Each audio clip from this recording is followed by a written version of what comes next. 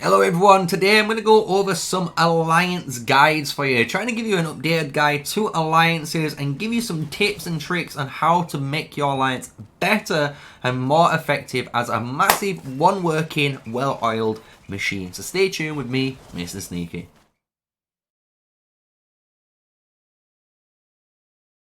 So yes, we're going to be going over alliances today, and we're looking at my own alliance here, Tiamat. We've been in for almost 2 seasons now, and it's been a massive ride, and we've learned quite a lot of stuff about alliance management and how to obviously maximize your alliance. So we're going to go through the basics and then try and go more in depth as we go along the video and try and cover as much as we can. And obviously, if I've missed something, I do apologize. Hit the comment below and you guys know I will try and answer those questions.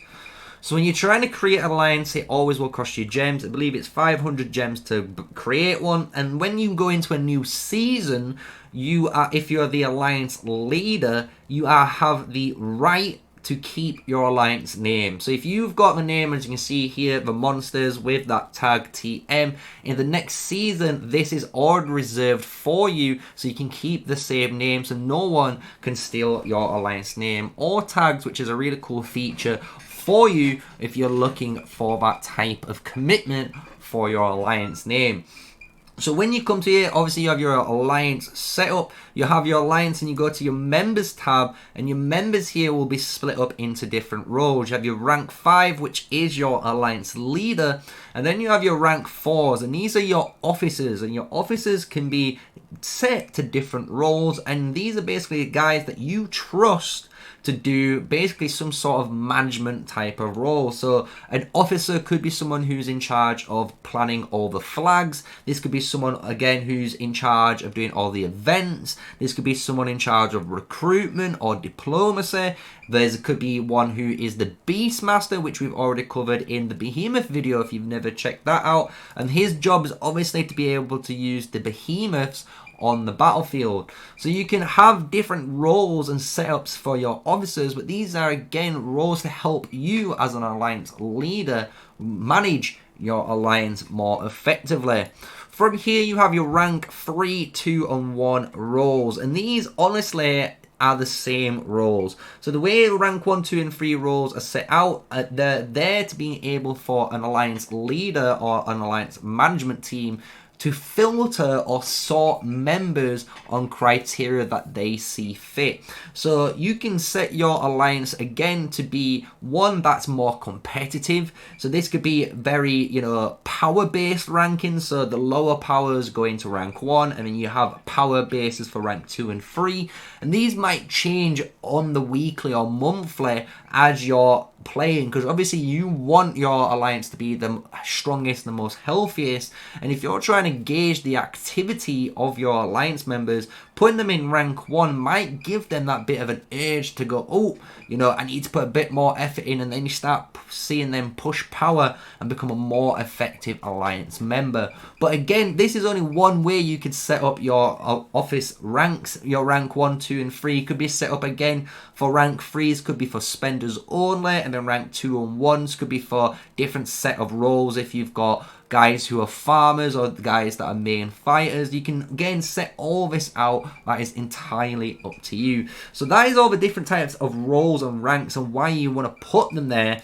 And the benefits of obviously being an officer, if you're wondering why you would want to be an officer if you're not an alliance leader, is the fact that you can get some of these titles.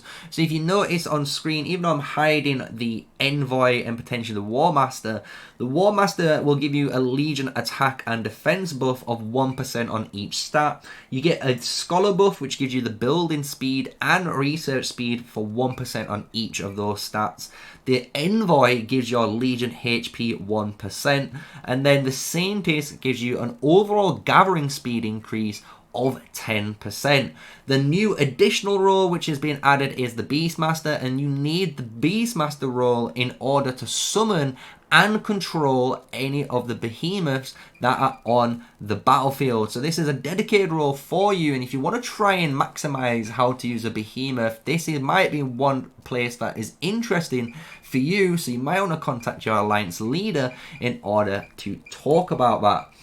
So we've gone over now the roles, the ranks, why you want to be here, and hopefully the general basics of an alliance setup for your alliance. But we're going to now go over to the reasonings on how to actually grow your alliance, because this is one thing, this is a hot topic for people and they don't understand, or they're trying to struggle on how to gain more member slots.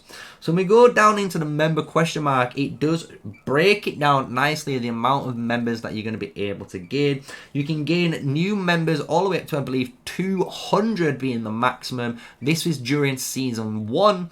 But in Season 1 Plus, at the moment, from what we've been able to gather, we're at 151 slots. We haven't finished, obviously, the full Season 1 Plus yet, so we can still assume you're going to gain around, again, about 180 to 200 member slots by the end of Season 1 Plus still.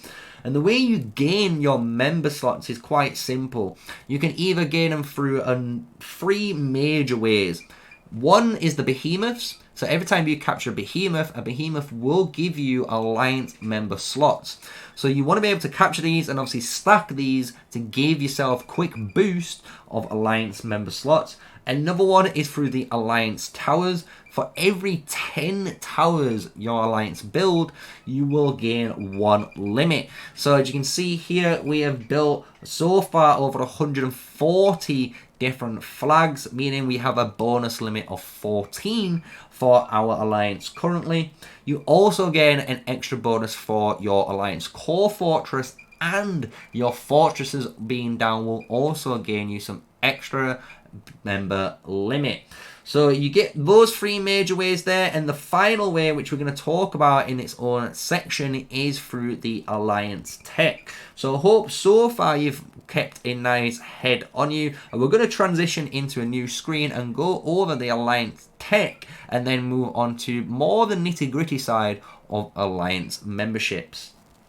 So now we're at your alliance tech, and your alliance tech inside the alliance tech tree, when we go into obviously technology and pick it, you have 4 different categories. You got your behemoth tech, which is gonna be stuff specifically for your behemoths. This is like cooldown reduction as well as overall stats like dealing damage to behemoths, as well as their natural HP, defense and attack stats, as you can imagine. Then we have the battle tech, and the battle tech is what you can imagine, anything to do with military fighting. So this is also gaining extra hero XP bonuses, peacekeeping damage, as well as PvP attack bonuses while on territory. But any of these major categories here are to do with your unit types. So anything in the battle tech is to do with military fighting, which is kind of self-explanatory. Territory tech is one of the more important ones, which you're going to start to notice the more you play the game. And territory tech is actually to do with how your territory can be used more effectively. So this is like your gold production, like your alliance mines, which allows you to inject resource into your alliance, which we're going to talk about soon. I know we haven't covered it yet, but don't worry, we will be. As well as stuff like your bombardment towers, which can be used for offensive and defensive use during PvP battles, which is a really cool concept to use with these bombardment towers. You also got stuff like your keeps that you're going to be able to get when you go down the territory tech. So this is stuff that you're going to be able to apply on your territory. But the development tree is where the bread and butter for your alliance is. So this is where you guys are going to be spending most of your time at the very start. And the way you go through the development tree is pretty simple in my eyes, and it's pretty easy for a lot of members if they've got a really good understanding on your research tech. The very first stage you actually want to do if you're in a very high active alliance is honestly max out 5 out of 5 as soon as possible on your Divine Covenant. Having 10 extra member slots is massively important for your alliance, because having those extra 10 slots is going to allow you and your alliance members to hit the donation button more often, as well as have more members to build flags and expand quicker, which is more important than you think in the early game.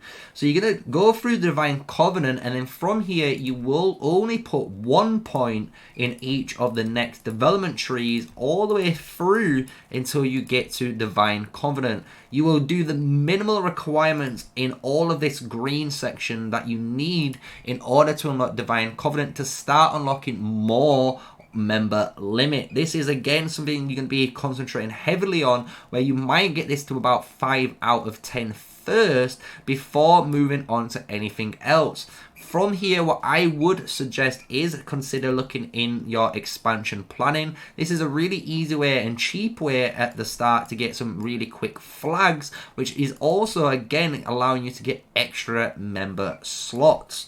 So from once you've done maybe 2, 3 out of 10 on your expansion planning and you got a 5 out of 10 for your Divine Covenant, what we would advise is move forward, and you can see and go forward minimal again 1 out of 5 across this board, going down to 1 out of 10 even on fortifications all the way across, as you can imagine, to unlock that Divine Covenant 3 and expansion planning 2. The reason is you're going to start getting your Divine Covenant up, and you're going to try and max this out as fast as possible, because this is going to grant you the most amount of members per donation that you can, and it's going to allow your alliance to grow really, really fast in the early game. The way you want to try and balance this, because you do have still Divine Covenant at 5 out of 10, is once you start getting Divine Covenant 3 up, and you notice this might take you, for example, 1 million donations, and this might only take 600k donations, you would do the Divine Covenant 2 first to get the extra member slots, and while that's on the research timer, then you would work on Divine Covenant 3, and then hopefully you have completed this one, and then you'd go back, research Divine Covenant 3, start working on Divine Covenant 2 again, and you just flip between one and the other until these are maxed out. And once they are, you will then start doing your expansion plannings to allow you to again get more member slots through the flags. And once you've done that, it's a bit more open-ended. So what we would suggest at some point during that stage in the early game, maybe when you have completed to Divine Covenant to maybe at 1 out of 10, you know, when you've just unlocked it and you're going for the next big push, one thing you guys might be lacking is the resources, and a really good thing is to go and get your wood production and your gold production and the ore mine there to inject that extra resources that you might need for your alliances. So that is the technology and how the technology tree works. We're going to now talk about how the territory and the resource management system works, and then we're going to then go into why you should be in an alliance and the benefits of it. As you can see already on screen is the gifts. We haven't talked about it, but we will go into that later. So let's go and speak about all of your territorial different benefits here, because when you're in a territory you can gain different resources, right? Each of these buildings require different amounts. The core fortress at the start requires, I believe it's 300,000 donations for this to be planted, and these core fortresses can be planted anywhere in your original zone 1. So this is the whole purpose of this. This can be allows you to, you know, place this where you want and get all your alliance members to start there as your home and then build from it. Your fortress and fortress 2 will require extra members that you're going to need. So I believe it's 100 members for your fortress 1 and then 150 for your fortress 2 to be able to be locked. I could be wrong on those from the top of my head, but you are required some member count for these to be dropped, and then obviously the resources to drop them. From here, you get your different alliance towers, keeps, as well as villages when you're in season. And these villages are what you're going to be able to capture to give yourselves, again, different types of alliance buffs, like extra resources or elixir capacity buffs, depending on your setup. So when we go out of this zone now, what we're going to do is showcase the alliance resources, because when we go out here, you're going to understand how your flags actually operate. Because when you are trying to generate resources to summon a flag or drop a new keep or drop any sort of fortress, obviously you are required some sort of resources. So when you're on the map, if you click the Alliance Resource tab here, you can see that you are divided into these big chunks. And these chunks basically represent the types of ore or minerals that's available for your alliance. So for example here, you're going to have a zoom in, and the flags that we can see here have 2 gold, 2 stone, 2 gold, 2 wood, 1 stone, and 1 mana. And that means it's going to allow you to obviously have a good chance of a mixture of resources. So when you zoom in now, you can see what these flags are generating. So your flag here wants to be touching as many of these different types of nodes as you can see, in order for it to gain this high amount of 3 and 2. You can see it's getting 2 and 2, it's getting 1 and 2, and it's getting a 2 and 2 node of different wood and gold here from this one flag. And again, if we look at this flag, because it's going through this little cross section, it's allowing you to get all 4 of these little blocks or grids here of resources. So this one flag is generating you a ton of gold and wood.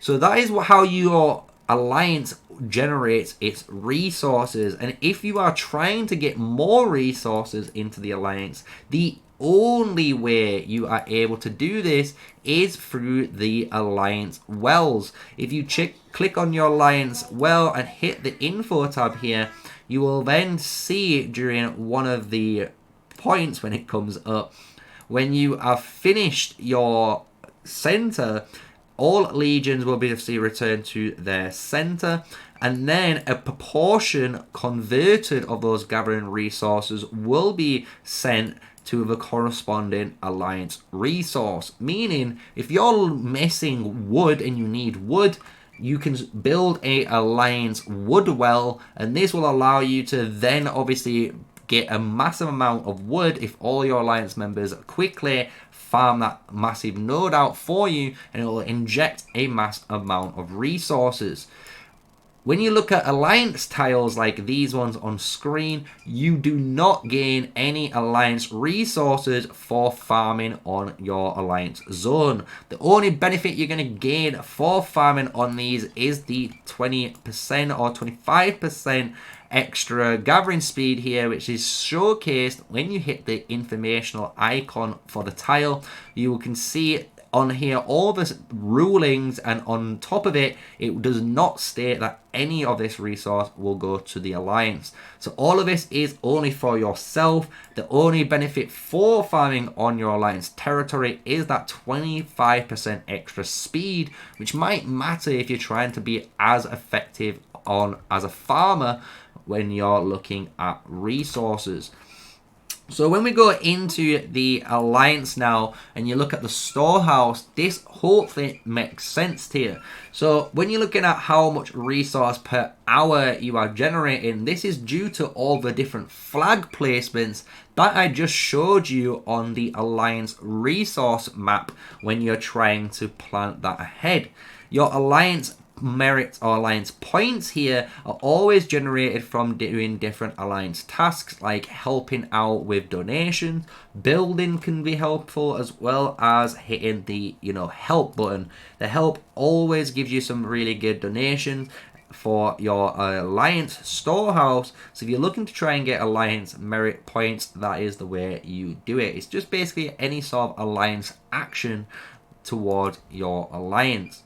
So when you're doing all these different types of actions, what you are inherently doing is helping out your alliance. So you can help your alliance out through gifts. So these are through different forts. So if you rally a fort, or if you even, for example, claim a dark chest, which is one of those different chests which uses a dark key from doing patrols, you will also generate these type of key points, and this will generate income for all the alliance members inside your alliance. So this is one of the benefits now of actually being part of an alliance, because you're going to start gaining this blessings of chest, and each level increase of your blessing of chest is going to increase the rewards and the rates of getting better rewards later down the line. So it's a really good thing to do. And also, as you can see, the rare section is for anyone who spends money in the game. You can see who's spent the game. So we can see Wayne in this experience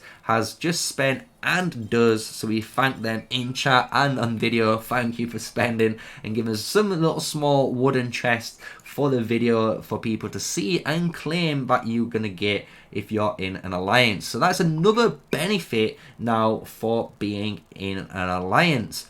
We did talk about alliance helps, and alliance helps is the other major benefit and one of the best benefits of being in an alliance, because when you're in one, you have the ability to then upgrade your alliance center. And if you upgrade your alliance center, what it does is it allows you to actually upgrade or hit more helps. So if we click on the informational tab here, you can see now for a level 24 alliance center, I can get 28 members of my alliance to hit the help button, meaning it's going to save me a massive amount of time, which is all the speed ups that we can save for our account. So you can see here the amount of helps do increase per increment of your alliance help center. And when you are looking to try and benefit your account, always upgrade your alliance center first after you complete your city upgrade, because it's gonna give you the most benefit in the long run when you're trying to upgrade your city.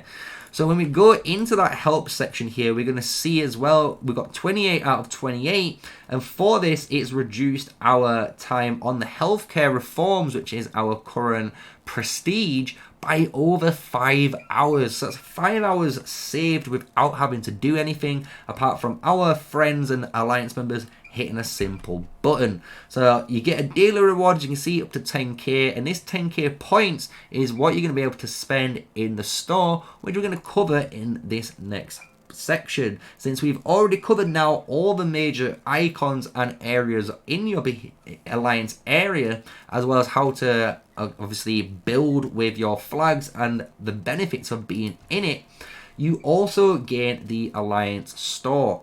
So this alliance store here is one which basically it runs alongside, and it's the same for every single alliance. It has an infinite stock, so you don't have to worry about your alliance having to restock for anything, but it's where you as an alliance member can spend your hard earned time. So anytime you donate or build towards anything for your alliance, you're going to generate these coins up here through the top. These will not be wiped when you leave your alliance, so you will always maintain these tokens, so you don't have to worry about losing them, and you will use these to buy your in-game goodies. So you can get some resources here. You can also get speed ups. You can also get some other items like some extra production boost, as well as teleports, which is really cool, and a name change if you ever fancy the name change. You can also get a shield if you're in a very hostile world, but obviously we wouldn't recommend getting any of these buffs, because these are kind of a waste of your hard-earned coins. From here, as you can see, I'm going to buy just the 15-minute speed up, so you can see the 10k being used, and that is how easy it is to spend them and gain an advantage from being in an alliance. Another store you get access to later down the line when it comes available is the merit store. The merit store is here, and it's available for you for when you are fighting. So whenever you are fighting in PvP, you're going to earn merits once the merit area is unlocked through the Auger Stone. And once it's unlocked, you are then able to gain these merits at the top, as you can see, as a currency, and go into the weekly or the daily supply and buy some extra goodies. You can also spin your weekly supply once per week for 100 gems, which you see I've already done. And you can also spin your daily supply every single day once as well, which we're going to showcase here by just spending 100 gems. And just like that, it spins the wheel again, and we can hopefully get some more merits to get these elixir items, which we're trying to stock up on for the future, right, for some extra fighting. So this is where we can spend all those merits. You can buy whatever you need for your account at the time. This is something which you can obviously buy resources to stock up on, as well as the speed ups if you need the speed ups or mana, as you can see. So it's a really good area for you to be in. So with all that said, I'm going to just finish things off with the alliance building again. We're going to just cover some basics, what you need to know about placing an alliance building, since, as you can see, we've gone over the basic fundamentals on how a building generates income. We haven't said at all yet how you can actually drop one, right? So let's go into the map and talk about how we can summon a different area. So here we are at a different alliance on a different account, where we can actually see the full requirements, which we was guessing earlier on in the video. So you can see what's required for each of these. So you're going to need 65 alliance members, as well as 20 million alliance power in total to drop your Alliance Fortress 1. The Alliance Fortress 2 requires a total of 120 alliance members, with a total alliance power of 200 million. Again, the core fortress does require you to have at least, I think it's 40 members, but it is the main requirement is the donations. It's nothing to do with any of these total territory.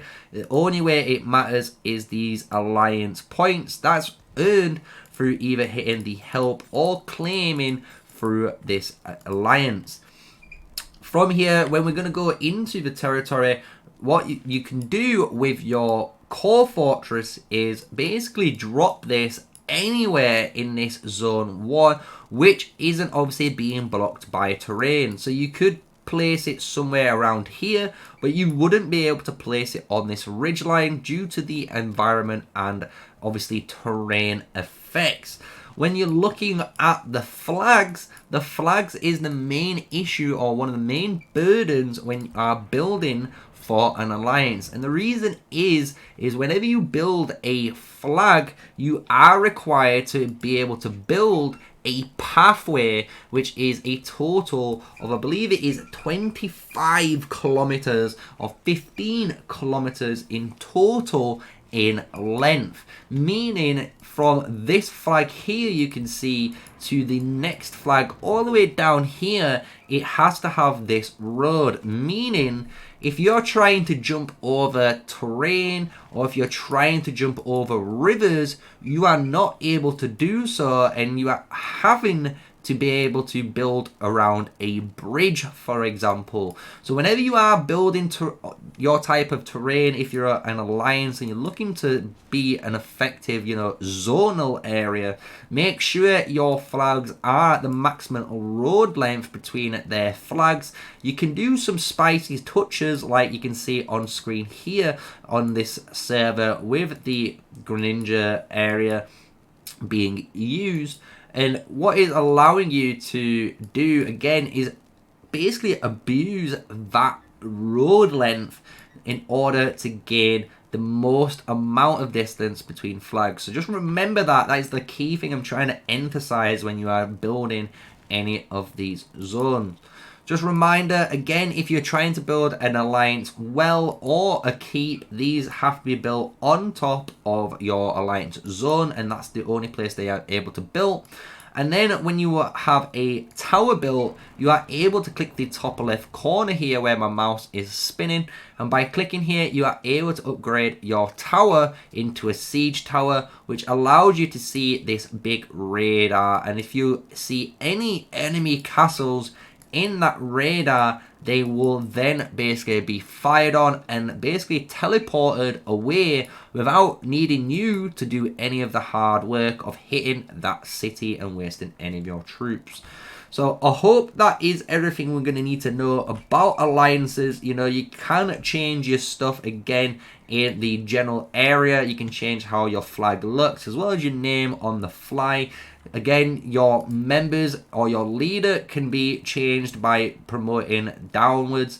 And the only other thing you need to be worried about if you are the alliance leader is you must stay active, because if you are inactive, I believe for 72 hours, the leadership will be promoted down to an R4, which is the next active member. And if one of the R4s isn't active, it will then be promoted down to the next active member within the R3, 2, or 1 area. So make sure if you're trying to take control of a farm alliance that you are still logging into that account, otherwise you might lose your leadership for it.